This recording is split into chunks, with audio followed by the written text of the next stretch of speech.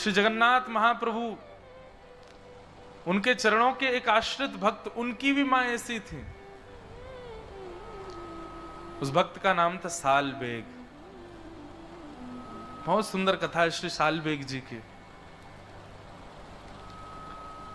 सालबेग जी की माता जी, उनका पूर्व चरित्र तो इतना विस्तृत नहीं सुनेंगे, पर बस इतना मात्र समझ लीजिए कि एक म्लेच्छ व्यक्ति ने अपहरण करके उनको ले गया और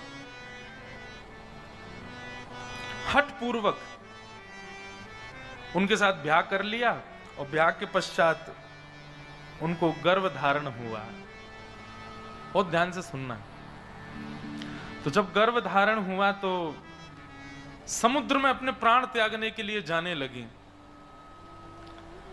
तभी मन में एक भाव उत्पन्न हुआ, मन में एक विचार उत्पन्न हुआ कि इसने क्या बिगाड़ा किसी का, इसका क्या दोष, मैंने अपने जन्मों के, पूर्व जन्मों के पाप के कारण ये सब मैंने सहा, पर इस जीव की क्या गलती है, इसको मैं क्यों मार रही हूं। बस वह भाव चित्त में आया और अपने प्राणों का त्याग करने जा रही थी, रोक लिया स्वयं को। कुछ समय के पश्चात उस बालक ने जन्म लिया। उसके पिता का नाम था कालबेग और उस बालक का नाम रखा गया सालबेग। सालबेग बचपन से ही अपनी मां के पास, मां के प्रति ज्यादा आकर्षण था, मां के साथ रहते थे और मां उनको श्री जगन्नाथ जी की सुंदर सुंदर कथा सुनाती थी। दर्शन करने कभी नहीं गया, कोसों दूर गांव में रहता है सालबेग, लेकिन रात्रि में सोते समय भी मां पूछती कि सोता नहीं सालबेग, तो उनको जगन्नाथ जी की कथा सुनाती। अभी कल परसों एक माता जी कोई आई थी बंबई से, वो बोली कि महाराज जी एक बात बताओ, छोटे बच्चों में अगर हम चाहें कि भक्ति प्रारंभ हो तो उसके लिए सबसे पहला क्या करना चाहिए, हमको कहां से प्रारंभ करना चाहिए बच्चों के अंदर भक्ति बढ़े उसके लिए। सबसे पहले उनको मातृ पितृ चरण भक्त बनाओ।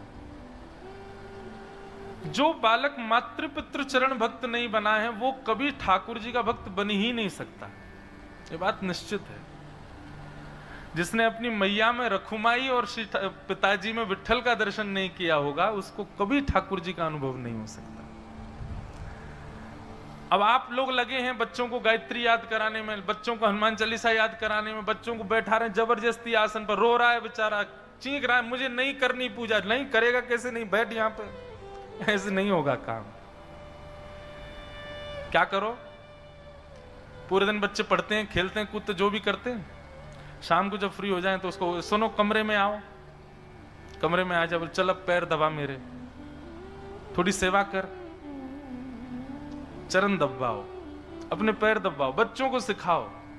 रात्रि में सोने जाए ही ना बालक बिना माता पिता के चरण दबाए, पहले उनके चरण सेवा करे। सुबह उठते ही उसको सिखाइए, ठाकुर जी को प्रणाम बाद में करना, पहले हमको प्रणाम करो आके, जय श्री कृष्ण बोला करो। उठते ही माता पिता को दंडवत प्रणाम करे बालक, स्कूल जाते समय प्रणाम करे, स्कूल से आते समय प्रणाम करे। हमारे घर में तो महाराज जी ऐसा नियम कि जितनी बार बाहर जाएं घर से उतनी बार जय श्री कृष्ण बोल के जाएं, और जितनी बार घर लौट के हम एक ही दिन में चाहे 10 बार जाएं, 10 बार जय श्री कृष्ण बोलना, प्रणाम करो। सबसे पहली ये स्थिति है बालकों के अंदर, अगर आपको ठाकुर जी के प्रति प्रेम उत्पन्न कराना है तो सबसे पहले अपनी चरण सेवा उनसे करवाओ।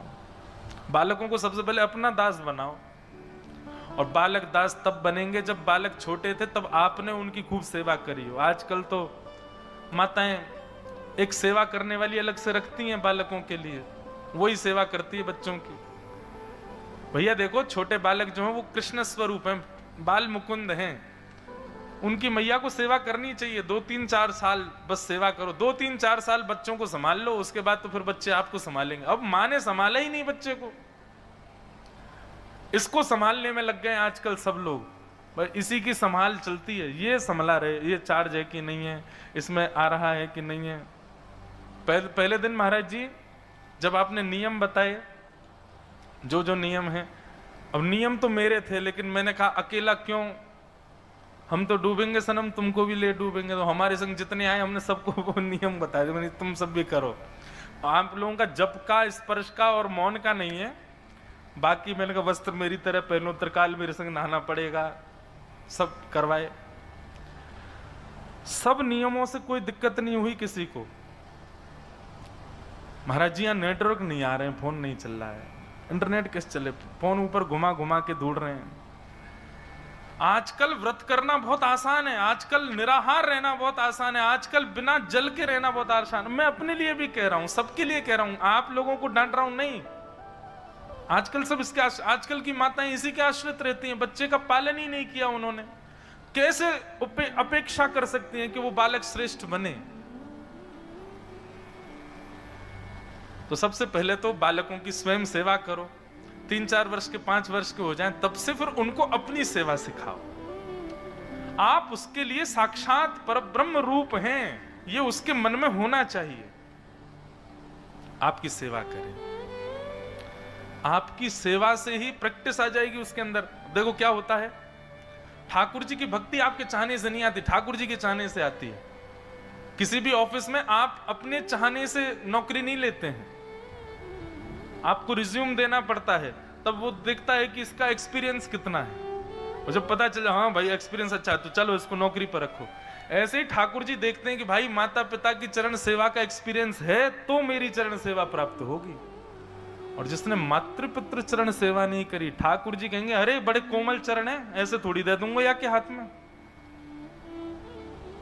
और आप तो महाराष्ट्र के लोग हैं, यहां तो श्री पुंडलीक के भाव, उसके पास कोई जप नहीं है, कोई तप नहीं है, कोई नियम नहीं है, कोई अनुष्ठान नहीं है। पुंडलीक के पास जप तप नियम अनुष्ठानों के भी पिताजी हैं उसके पास, क्या मातृ पितृ चरण, उन्हीं की सेवा में रहता है। और उसी सेवा का प्रभाव हमारे द्वारिकाधीश, हमारे नंद नंदन, हमारे ब्रजोर चंदन ईंट के ऊपर खड़े हैं, आज तक खड़े हैं।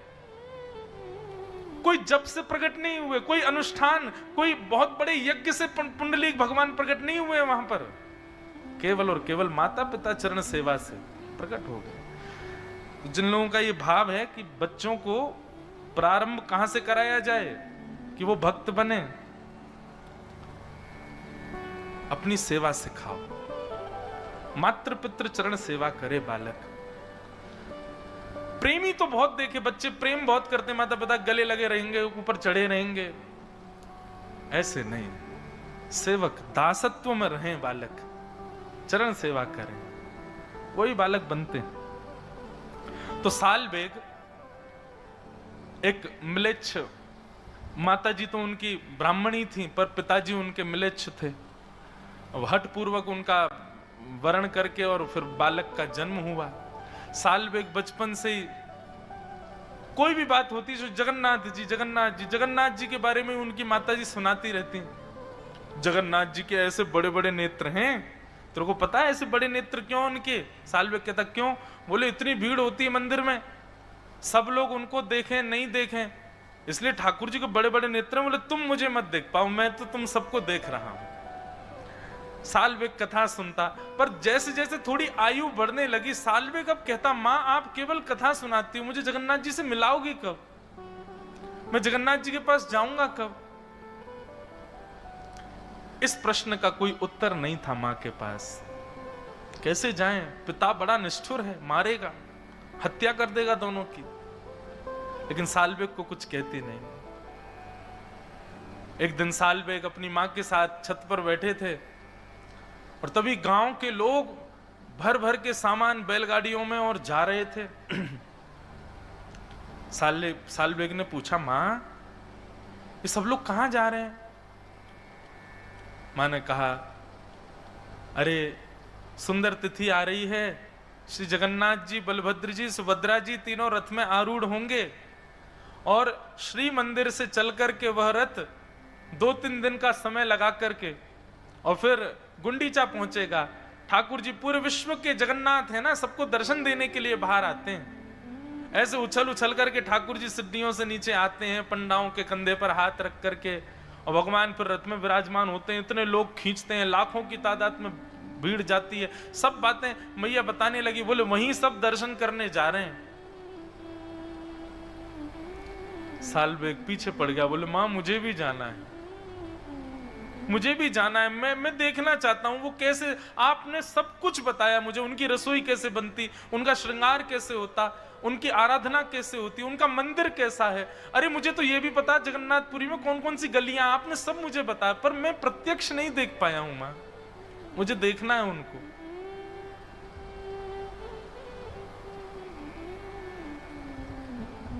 मां ने समझाया, बोले सालबेग मेरे चाहने से तो तू जगन्नाथ जी को नहीं देख पाएगा, अब तो तेरे पास एक ही उपाय है। बोले क्या? तू जगन्नाथ जी को प्रार्थना कर कि वो तुझे अपना दर्शन दे। तब भक्त सालबेग उस दिशा की ओर देखता है जहां श्री मंदिर विद्यमान है और आर्त क्रंदन करते हुए एक उड़िया भाषा में एक पद गाता है, बहुत सुंदर भाव।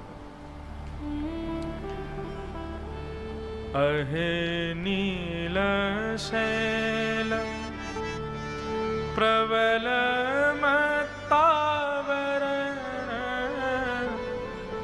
प्रबल मत्तावरण,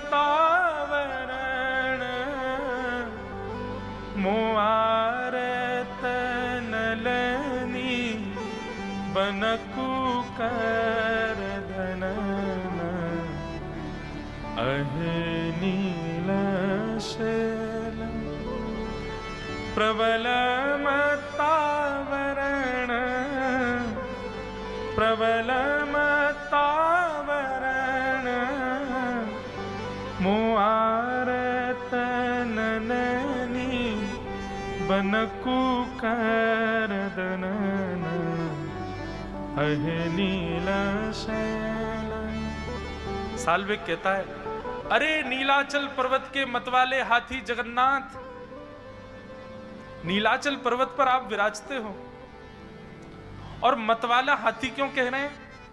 बोले क्योंकि जब आप मंदिर से उतर करके नीचे रथ की ओर आते हो उस समय आपकी चाल गजगामनी होती है, आगे को जाते हो फिर पीछे होते हो। कभी देखा श्री जगन्नाथ जी जब रथ पर आरूढ़ होने के लिए आते हैं कैसी चाल होती है उनकी?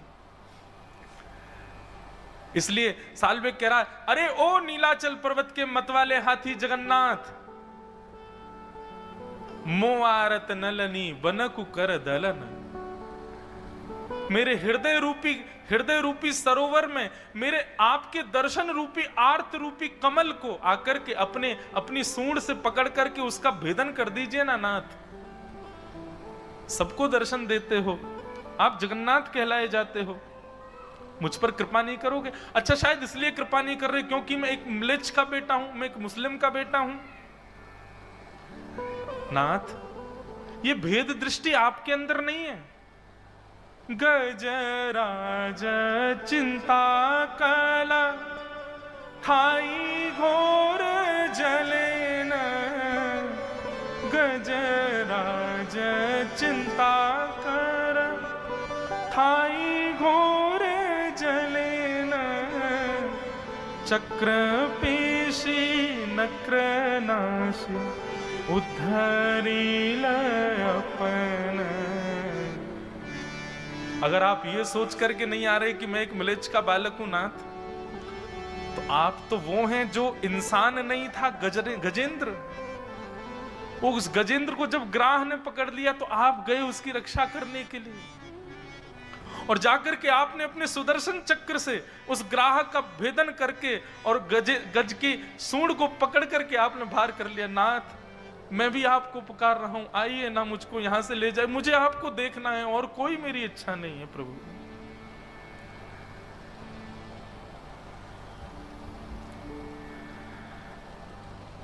कहे सालबेग हीन जाति मुयवन, कहे सालबेग हीन जाति मुयवन, श्रीरंग चरण तल कर शनि जनन।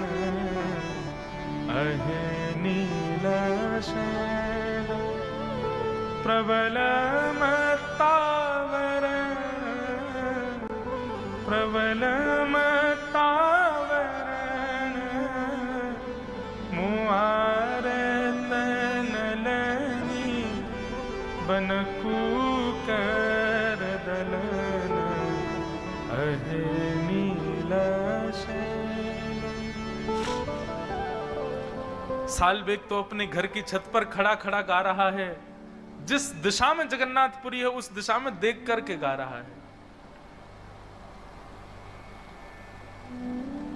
श्री जगन्नाथ जी सबसे ज्यादा प्रसन्न होते हैं 365 दिन में, उस दिन जिस दिन वो रथ पर विराजमान होते हैं। ठाकुर जी को बहुत सुख मिलता है उस दिन। जिन लोगों को मंदिर में प्रवेश तक वर्जित है, उन लोगों को दर्शन देने ठाकुर जी आ जाते हैं बाहर। पर ब्रह्म परमात्मा जगदीश्वर जगन्नाथ पूरे ब्रह्मांड के नायक कितने सरल सहजता में आ जाते हैं सबको दर्शन देने। लेकिन आज जगन्नाथ जी प्रसन्न नहीं है। बलभद्र जी का रथ चल दिया, सुभद्रा जी का रथ चलने लगा, और जैसे ही नंदी घोष रथ का नाम है, भगवान श्री जगन्नाथ जी के रथ का नाम है नंदी घोष। लाखों लोगों ने जैसे ही रस्सी पकड़ करके उस रथ को खींचना प्रारंभ किया, रथ एक पत्थर के भांति स्तब्ध हो गया। सब पुजारी चरणों में गिर गए, घुटनों पर बैठ गए, बोले महाप्रभु कृपा करो, क्या अपराध बन गया हम लोगों से, आज आपका रथ क्यों नहीं चल रहा है। राजा ने जाकर के विनती की, ठाकुर जी के चरणों में प्रणाम किया। भगवान आज भी जगन्नाथपुरी के राजा को अंदेशे देते हैं, स्वप्न देते हैं, भाव बता देते हैं, कोई भी इच्छा उनकी हृदय की होती है तो। राजा ने जाकर के प्रणाम किया, बोले महाप्रभु जी रथ आगे नहीं बढ़ रहा है, कोई अपराध बन गया हम लोगों से। महाप्रभु जगन्नाथ बोले आज रथ यात्रा में भीड़ नहीं आई मुझको देखने वाली। राजा बोले नाथ जहां तक दृष्टि जा रही है सिर ही सिर दिखाई दे रहे हैं, लाखों की तादाद में लोग हैं, आपको क्यों लग रहा है कोई नहीं आया। बोले पता नहीं, मुझे तो कोई दिख ही नहीं रहा है, बस बार बार कानों में एक ही ध्वनि आ रही है, अरे नीलाचल पर्वत के मतवाले हाथी मुझ पर कृपा करो। तब श्री जगन्नाथ जी कहते हैं मुझे आज कोई नहीं दिख रहा है, मुझको केवल एक मेरे वैष्णव की इच्छा है, जब तक वो नहीं आएगा मेरा रथ आगे नहीं बढ़ेगा। बोले कौन है। ठाकुर जी ने दिशा बताई, इस दिशा में इतनी कोस दूर पर एक गांव है, वहां पर एक मेरा सालबेग नाम का छोटा सा नन्हा सा बालक मेरा भक्त है, वो करुण क्रंदन करते हुए मुझे पुकार रहा है, उसको लेके आओ, जब तक नहीं आएगा मेरा रथ नहीं बढ़ेगा आगे। A suit is incomplete without a tie. And there's no vacation without thrill, mere bhai. Your next adventure awaits you on Paytm. Get flat 15% off on flight tickets. हुए मुझे पुकार रहा है, उसको लेके आओ, जब तक नहीं आएगा मेरा रथ नहीं बढ़ेगा आगे।